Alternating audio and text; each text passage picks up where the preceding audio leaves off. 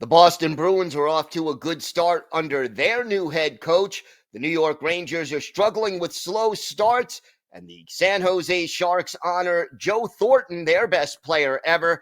We've got all that and more coming up on today's Locked On NHL podcast.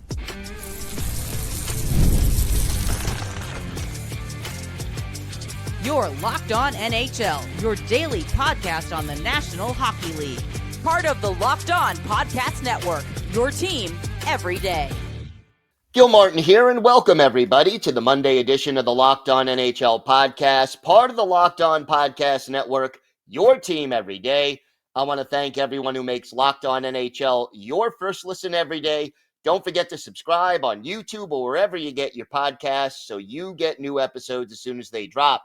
Today's episode is brought to you by FanDuel. You could start the season with a big return on FanDuel.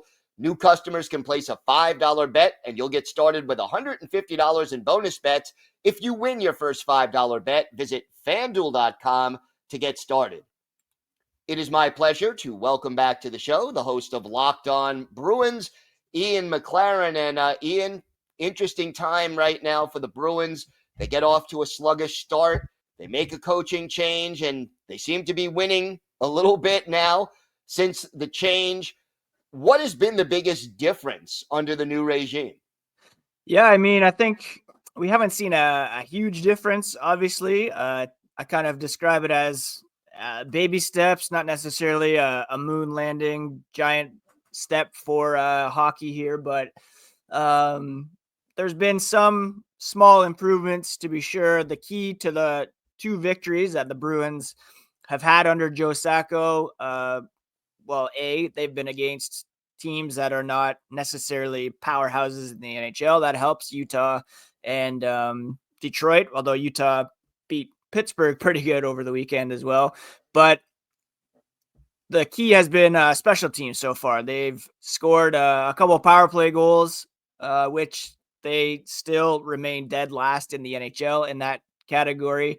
And they've also been perfect on the penalty kill under Joe Sacco as well. So the special teams have really been a big improvement. Small sample size, of course, but the Bruins had also been the most penalized team so far in the regular season. So the fact that they've been able to kill 100% of the penalties that they have taken, which is fewer on average than they had been collecting under Jim Montgomery, scoring a couple goals on the power play, which is huge.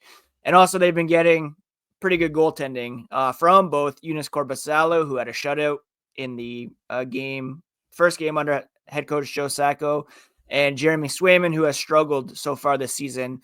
He had a pretty good performance Saturday in Detroit. So they're not exactly coming out guns blazing under Joe Sacco. They've only scored 3 goals in 2 games, but they've only allowed 1. So improving that almost conference low goal differential that they had under Jim Montgomery. So yeah, baby steps in the right direction for sure. What is Sacco saying that he plans to do differently than Montgomery had? A couple things, I think. One of them is that Jim Montgomery, he was a big proponent of kind of shot quality over shot volume. Joe Sacco is preaching more of a north-south game, so really just trying to get the puck on net as much as possible, which the Bruins, frankly, really needed. They were sometimes hesitant or trying to set up nice plays instead of just getting the puck on net, which we know, especially in today's NHL, where I think last I saw the league average for goaltending is under 900 at the moment. So the more you get the puck on net, the greater chance it has of going in. It's just pretty simple. So that's one thing. And also, just simplifying the game as a whole. Not trying to do too much, not overthinking it, helping players kind of rely more on their instincts than trying to have to adapt to this perfect way of playing hockey. Really, they kind of just had to tear it down to the fundamentals right now because this team's confidence was pretty shot after the first 20 games. A whole lot of circumstances had converged to result in this bad start. heading back into training camp and also back to the offseason where they traded Linus Ullmark. So really trying to simplify things and help the new faces kind of find their feet as well as members of the Boston Bruins. And we've seen Elias Lindholm play maybe his best game as a Bruin in the win over Utah. And then Nikita Zadorov, who's really struggled as a Bruin, stepped up huge in locking things down in Detroit in their second win. So hopefully that's a sign of things to come with those new faces. Montgomery hired today by the St. Louis Blues to be their new coach. Your thoughts on that and what he will bring to the table in St. Louis? Yeah, it kind of continues a trend for the Bruins. Each of the three head coaches fired by Don Sweeney, all of whom were Jack Adams winners, scooped up very quickly, especially now Bruce Cassidy, of course, hired, I think it was in 6 days by Vegas. Jim Montgomery now only took 5 days to find a new job. And we did hear from general manager Don Sweeney that the Bruins did have extension talks with Montgomery that didn't really go that far. And we kind of get the sense now that maybe this is what Jim Montgomery was looking at long-term after all. He was a assistant coach in St. Louis before being hired by the Bruins, still has a home there in the offseason. And maybe that's kind of where he wanted to be back, and it just wasn't a fit with the Bruins, regardless of whether or not they got off to a hot start. Sure, if they had come out really hot and then they went up to win the Stanley Cup this season, obviously it's a no-brainer that he would stick around. But yeah, he's back home in St. Louis, joins Claude Julien, who's an assistant coach in St. Louis. And, good for him. He's a great man. He's had a lot of ups and downs in his life and his hockey career. And hopefully he's found a home here for the next little while. It's well-deserved. He's a good coach. It isn't solely on him, of course, that the Bruins are off to this start. And it's not as if, they've been amazing under Joe Sacco, but it has been some steps in the right direction for this team. Talk to me a little bit about Jeremy Swayman. His numbers are not where most people expected them to be. Is the pressure of being the number one guy at the start of this season one of the factors, or is there something else going on here? I don't know if that's fully it. We've seen him in the past be pretty unflappable in net. It doesn't seem as though the pressure really comes down on him in a way that affects his performance that much. I think it's more kind of a mental thing. He had the long stalemate contract wise with the Bruins that caused him to miss all of training camp. So obviously that is probably a bigger part of it than anything, just not having those reps in training camp, no exhibition games, kind of hitting the ground running. And I don't think you can discount either the kind of the human side of the game. He and Linus Ullmark were incredibly tight. And the fact that they went from, basically being together, not 24/7, but pretty much closer than family at some points during the season. And the fact that that relationship has now been disturbed and they're in separate places. You see Linus Ullmark in Ottawa, also struggling. It's a big factor for sure to have that relationship kind of separated and to have to go through a whole new routine with a whole different guy in Eunice Korpisalo. I think that's part of it as well. So A, on the hockey side, missing training camp, B, kind of that personal side and moving on without someone that you had been so comfortable with over the past few seasons. But we saw him play pretty well in Detroit. And again, hopefully that's a sign of things to come for Jeremy Swayman, who everybody knows can be one of the better goaltenders in the NHL for sure. Real quick, the power play, as you mentioned, dead last in the league. What's wrong? Because there's talent there. Yeah, it's really confusing because there is, especially in the first unit, a lot of talent there. Before Hampus Lindholm got injured, they had tried putting him on the top power play unit because with all the talent Charlie McAvoy has, perhaps that's not really his area of strength. They have found success the past couple of games by putting Brad Marchand at the front of the net. You don't really think of him as a net front presence, but he's really shifty and helped set up a goal by Elias Lindholm. Tyler Johnson came in and got an assist on the power play goal in Detroit. So, yeah, again, it's just kind of simplifying things, getting pucks on net. The power play should be better than it is, but at the same time, the Bruins don't have some of the same weapons they used to. In James Van Riemsdyk, he helped the power play last year. Jake DeBrusk certainly was a force on the power play. He had a big game for Vancouver in Ottawa over the weekend, and the Canucks will be in Boston this week, which should be interesting. So while they have kind of the high-level talent on the first unit, the second unit not as strong as it used to be, and that's probably the reason why it's been struggling as well. Ian, I know it's going to be interesting in Boston going forward. Why don't you tell our viewers and our listeners where they could find the podcast and where they could find you on social media?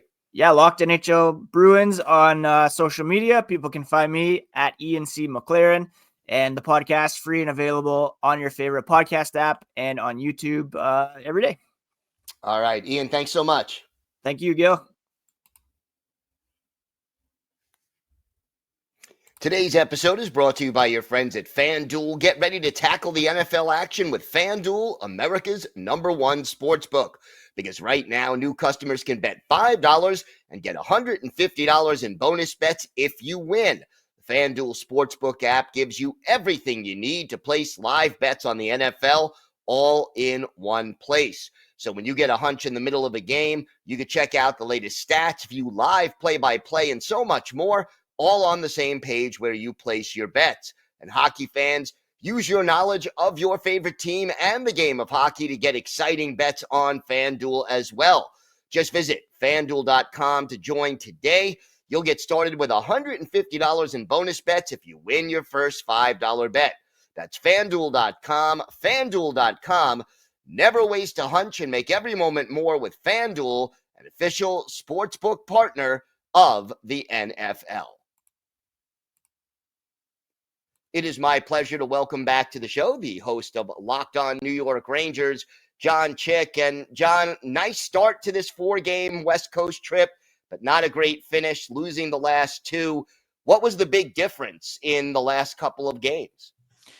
Yeah, I think it's kind of just a culmination of some unfortunate storylines that have kind of plagued this team pretty much for, just about the entire season. It's the combination of, first of all, I would say certainly over-relying on both of your goalies. I can't tell you how many times that Igor and Quick have both had to stand on their head. Just, the Ranger defensemen not doing a good job defending the front of the net. You get the forwards not back-checking nearly as hard or as quickly as they need to. And, that's obviously part of it. There's been times where the goalies have been great and really bailed them out. But these last 2 games, I think, are proof that, they're not superheroes. They need a little bit of assistance, and they just didn't get it. And, I think in general, just certain players underperforming. You look at, that the supposed top line for the Rangers and it being Mika and Kreider and Smith, and they're just not getting nearly enough from those guys. Chris Kreider somehow still does not have an assist this season. He's got 9 goals, but that almost does not even seem possible. And Mika Zibanejad has really kind of come under fire from Ranger fans because there's just too many games where he's just kind of drifting around out there, doesn't really seem to have any purpose, any real fire when he's on the ice. So people are upset about that. And you've also got some defensemen that are underperforming. I mean, Jacob Trouba at this point, I'm not even sure if it's underperforming anymore. That might just kind of be where he's at right now. So there's that. I mean, Ryan Lindgren had to work his way back from an injury, but he hasn't been great since he got back. And Miller, he'll have a good game, he'll have a bad game, he'll have a good game, he'll have a bad game, back and forth, up and down we go. So yeah, man, it's really just the sum of all the parts right now. And you add on that also the fact that, the power play is really sputtering right now, and the Rangers usually have a lethal power play, and they do rely on that for offense, and that's not happening right now either. So yeah, it's been rough these last couple of games here for sure. How much of that do you think is coaching? A little bit. I had a mini call out of Peter Laviolette and the coaching staff. I did a Sunday episode here, this morning. Part of it, and I don't know how much exactly, what percentage of this falls on the coaches and what percentage of it falls on the players, but I will say something that's been a big time issue for this team. they have been getting off to just atrocious starts this season. And there's certain games, depending on who you're playing and depending on to what degree you find your game a little bit later as the contest goes on, you can sometimes survive that. You can have a bad first period against, some random team from the Western Conference that, probably isn't going to be a playoff team and be down 1-0 and then come back and win it pretty convincingly. But as we've seen these last couple of games here, falling behind 2-0 to the Flames. Now they came back and tied that, but it was all too little too late. The Flames won. They deserved to win. Good on them for doing that. And then this game against the Oilers, that game was over by the end of the first period. The Rangers played so poorly in the first period. It was still scoreless until 3 or 4 minutes to go, but then, the Oilers score, and then they score again with 8 seconds left, and the vibes were just terrible. It just felt like it wasn't going to be their night. So the bad starts are certainly an issue right now. And, I don't know, 50-50, part of it on the coaching, part of it on the players. But, Laviolette, he's had a lot of success. He's known as being like a very good motivator. To me, I'm going to say it's more on the players than the coaching staff at this point. What is going on right now with Kaapo Kakko? They can't seem to find a position for him. The funny thing is Kakko has played probably about as well as any Ranger forward recently. And, part of that might be a little bit of an indictment on certain players. But Kakko, honestly, it's easy to look at his stats and be underwhelmed by it. But when you just, look at him, as a hockey player and you forget about, the offensive numbers so much, there's a guy that's been pretty valuable to the Rangers this season. That third line, the way it started, you had Cooley and Hedl and Kakko. They had a stretch that went on forever. And obviously Hedel's been out of the lineup, but they went however many games it was before Hedl got injured, I think 10 or 11 games, they were not on the ice for a goal against in that entire stretch. And that line defends very well. They work very hard on the forecheck. It feels like they spend the entirety of their shifts in the offensive zone. And that's continued even without Hedl. And Kakko's been a big part of that. As far as him playing center, it's been interesting. And, I'm talking about Hedl here. That's part of the reason why I think the Rangers made that change. You're without Philip Hedl. There's not really an obvious answer as far as who now centers the third line. You could go with Johnny Brodzinski, and they did that for a couple of games. But Kakko, I feel like they've almost been wanting to take him for a test ride there anyway. So it's Hedl's hurt. We're not really sure when he's going to come back. That's a whole story in and of itself. With this most recent one apparently is not a concussion, but all the head injuries that he's had. This was the time to do it, to give it a shot. He's been good as far as faceoffs are concerned. And like I said, that line, that third line, whatever iteration of it you get, I worry about them about as little as any other Ranger skaters right now. They've been very good. And I think overall Kakko, he played it in the past, just not in the NHL. But so far so good for the Kakko experiment at center. Backup goalies, it's not an easy job. You may only play once a week, sometimes even less. Jonathan Quick, a 1.85 goals against average, a 943 save percentage. Talk to me about what he's meant to this Ranger team so far this year. Yeah, and the crazy part about that, Gil, is that in this most recent game that he went out there, the most recent game that he played, he allowed 6 goals, and his numbers are still that good. That's just wild to think about, especially this early in the season when, the goals against, the save percentage, they can jump around a little bit when it's early in the year. But no, he's been awesome. And on top of everything that he's done on the ice and basically resurrected his career, he's an all-time great regardless of what was going to happen with the Rangers. But the last 3 or 4 seasons before he got here, it was not really all that pretty for Jonathan Quick. He's adjusted to life as a backup, and he's done a great job. They needed him to step into the lineup. He played 3 straight games last year when Igor was really in a funk, and that was huge. And by all accounts, great locker room guy as well.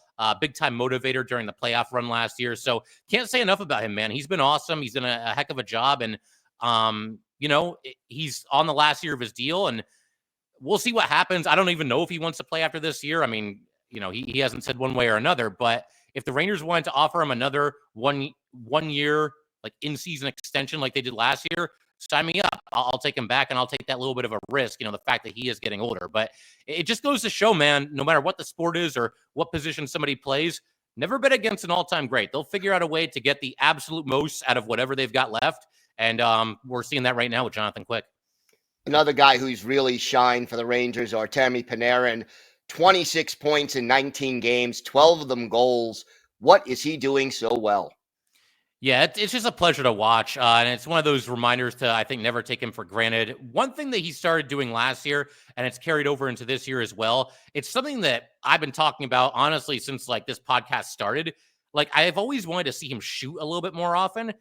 And, on one hand, you don't want to, mess with his game too much because it's Panarin, he racks up all these points. But he's such a selfless player that you know how much he wants to, set up his buddies for these easy tip-in goals or these deflections or, whatever it might be. But man, like he's just too good of a shooter to not take advantage of that. Henrik Lundqvist, there was a little bit of crossover there where they were teammates for a couple of years. He said, like, after he retired, that going up against, Rangers in practice, he said Panarin had the most accurate shot out of anybody that he's ever faced. And this is a guy that's known more for passing than he is for shooting. So that's been awesome to see him shoot. And, just somebody that he can make it work with anybody. You can put anybody out there, old guy, young guy, big guy, smaller guy, finesse guy, shooter, playmaker, whatever it is. You can put any two forwards on a line with Artemi Panarin and he'll figure out a way to make it work. And, one of the biggest things that I think he's done is to help unlock Alexis Lafreniere, last year and certainly into this year as well. That's been huge for the Rangers. What is it going to take for this team to find its consistency right now? Just bring a little bit more intensity, a little bit more fire. There's people that are saying like, oh, they're frauds and this and that. It's like, I'm not going to go that far yet. I mean, they've lost 2 in a row. It's their first losing streak of the season. It's the first time they've lost back-to-back games. So as much as you can critique this team, as much as I've critiqued this team, things could be a lot worse. I mean, we're talking about a team that's 12-6-1 here. So it's not like they're, dead and buried in the standings. But man, they got to get off to better starts because yes, you might be able to get away with it against, some, bottom 5, bottom 10 team in the league. You're not going to get away with it against like these other top tier teams in the Metro. You're not going to get away with it against a team like the Panthers that knocked you out of the playoffs last year. They played the Jets not too long ago and basically got run out of the building 6-3. That was not a good performance. So when you're going up against those top teams, you cannot afford these bad starts because they're like sharks that smell blood. And I'm sure if I'm aware of this, the fact that the Rangers are getting off to bad starts, their opponents are aware of it too. And they know that, okay, if we take it to these guys early, we might be off to the races. And we've seen that a couple of times.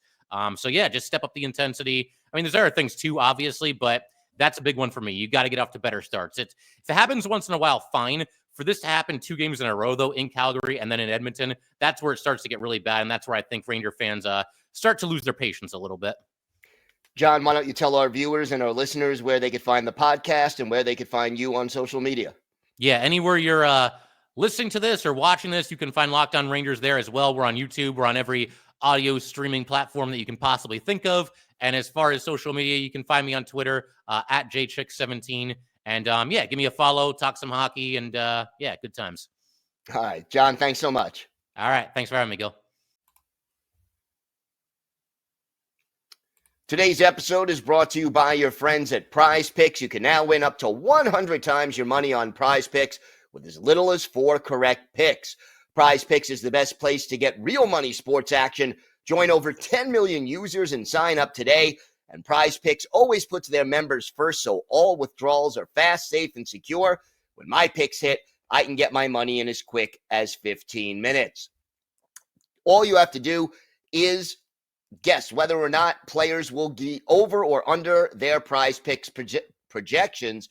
So, will Jack Hughes get more than 4 shots on goal? And Artemi Panarin get more than 1 assist in a game? These are the kind of bets you have to make on Prize Picks. Download the app today and use code LOCKEDONNHL. You'll get $50 instantly after you play your first $5 lineup. Again, download the Prize Picks app. Use code LOCKEDONNHL to get $50 instantly after you play your first $5 lineup. Prize Picks, run your game.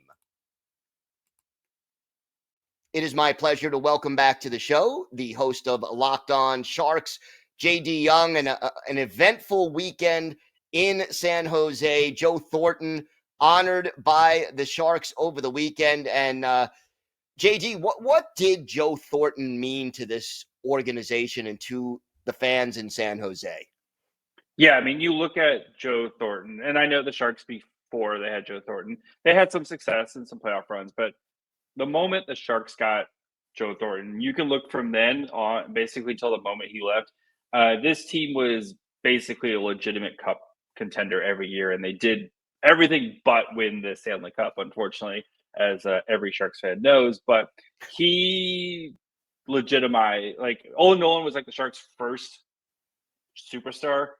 Joe Thornton brought this team into a new kind of era of prosperity and years of winning, and you have a President's Cup. You have just like one of the most winning franchises in that time period. And Joe Thornton was the center of it. He was a legitimate superstar, an MVP, and he, again, just made San Jose hockey what we kind of knew until basically COVID, where this team was going to be a playoff team every year. They're going to be contention to win. They're going to do everything they can to try to win a Stanley Cup, and just unfortunately fell short. What is to you the one single memory that stands out most about Joe Thornton?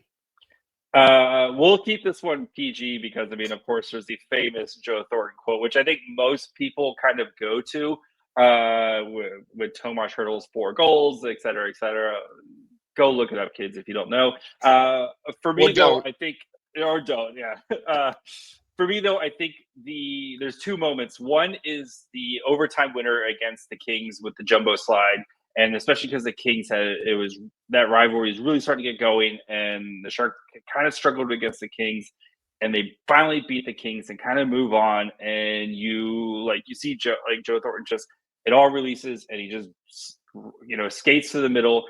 Thornton, who'd have been under a lot of criticism for his playoff performances, comes up big right there, scores the series clincher. The Sharks move on. That one. And then, of course, the famous kind of the same thing with the Red Wings, where the Red Wings were in their prime late, 2008, 2009, 2010. The Sharks could never get past them. Joe Thornton to Patrick Marleau, where basically Thornton shoots the puck off of Marleau's stick on a 2-on-1 for the goal. And I think that a lot of Sharks fans, especially with Thornton and Marleau, so heavily connected from their draft, their careers, and even now with both of their numbers retired, that moment, and they score and they both kind of embrace after that. Those are the 2 moments, the clean moments that we can talk about with Joe Thornton and kind of what he means and kind of like his legacy for San Jose. Do you think he is the greatest player in franchise history? Yeah, I know Patrick Marleau is forever Mr. Shark, and you can make an argument for Owen Nolan, who was the first superstar to kind of help legitimize the franchise. But you look at Joe Thornton and his accomplishments. I mean, he got there. He was instantly became the MVP. He made Jonathan Chichu a Rocket Richard winner. Like, he elevated this franchise. Holds so many records, and like everything kind of centered around Joe Thornton, what he did and what he meant to this franchise. And even if you go back to like the Sharks' last kind of cup run when they lost in the Western Conference Finals, he's like 40 years old and putting up a point per game on the third line. If you're making Marcus Sorensen and Kevin LeBanc like legitimate players, I think like that's a huge kind of feather in your cap. But for me, it's pretty easy. It's Joe Thornton, who's the greatest Sharks player, just because he was either the best player on his team for a good chunk of it, or he was one of the most important pieces to the Sharks, and especially at the end of his career when some of the other guys like Pavelski and Hertl and some of these other guys kind of took the forefront. Thornton, on legit, arguably the best third line in the NHL at the time, like, he was still an important cog to what they were doing and to their success. So, Joe Thornton, he's pretty good. Now, of course, the ceremony was great. They did a really good job, and then they go out, take a 1-0 lead, take a 2-1 lead, and blow the game. Yes. Talk to me about what happened in that game and why you think it might actually be a teachable moment. Yeah, for the Sharks, I mean, this was a game where they actually kind of controlled the pace, and something that they're not used to. This team is a lot of their wins this year have been of the comeback variety. They have the most goals in the NHL when it comes to goalie pulled, extra man, like down. This is a team that they're going to fight to the very end. Young teams, they can do that, right? But as you kind of grow and learn, one of the biggest things is, okay, how do you come back in games to how do you kind of control and put teams away? And I think that's kind of the next step for this team as they continue their rebuild. But this is a team that had a lot of opportunities, especially in the second period. Again, kind of like I said, mentioned controlling pace of play. They had 5 power play opportunities, including a 3-on-5, and weren't able to convert. And you wonder if this team gets up 3-1, if they're maybe able to make it a 4-1 and really kind of put the the kibosh on the Sabres, who weren't playing very well until kind of the end of the second, beginning of the third, where they made their push. If the Sharks were able to hold a 2-goal lead going into the third period instead of a 1-goal lead, if we're talking about a Sharks win in this. And I think that's a teachable moment, and it's going to be something this team is going to have to learn, as all teams do as they go through their rebuild process. Is okay, how do you start to learn to win? How do you start to kind of put teams away? And that's what good and great teams do, is they win, instead of winning 2-1, they win 4-1, because they just kind of suffocate the life out of a team. Got to ask about Macklin Celebrini. Where is he at? I know it's 4 goals, 7 points in 11 games, but how is he looking, and what are you seeing from him? Any improvement that we can talk about? Celebrini's great. I would highly recommend getting one. He's really great. No, what this young man is doing already in the NHL is mind-boggling at times. The way he plays in all 3 zones, right? Because most kids, when they come in, like, defense is one of the things they need to focus on. And defense is still an area that he needs to improve. But the way, as an, again, 18-year-old kid, the way he wins board battles, the way he's able to read plays, his ability to transition from the defensive zone to the offensive zone, it's not like any other player I've really covered with the Sharks. Basically, if he has the puck in his own zone, it's 9 out of 10 times is going to end up successfully in the offensive zone. He's just that good. His ability to scan the ice and know where players are, an insanely wicked shot, especially for, again, an 18-year-old kid who's still trying to, build up his strength and stuff. He's an absolute joy. It makes the Sharks so much fun to watch every night. And the Sharks ask a lot of him. Like, he has a lot already as the number 1 C on the team. Like, he does a lot for this team, but he has kind of answered a lot of questions. Hit a big overtime game winner against Detroit on Monday night. Almost did it again. He almost had 2 overtime winners this week. Like, he's absolute joy. You should get one, Gil. Get yourself a nice, fun first overall pick. They're great. Yeah, we'd probably trade it away, but that's a different story for a different podcast. So, JD, why don't you tell our viewers and our listeners where they could find your podcast and where they could find you on social media?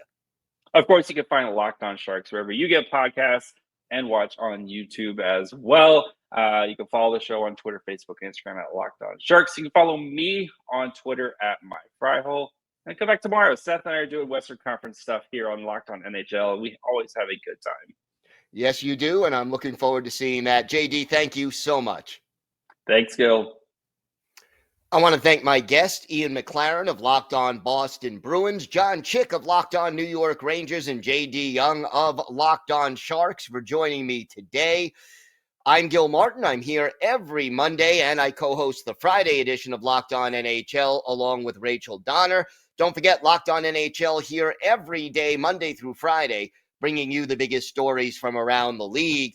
I also want to thank everyone who makes Locked On NHL your first listen today. For your second listen, find Locked On Fantasy Hockey. You can become a fantasy hockey expert and get the edge over your league mates with daily tips from Steal and Flip. Find Locked On Fantasy Hockey on YouTube or wherever you listen to podcasts. It's part of the Locked On Podcast Network, your team every day.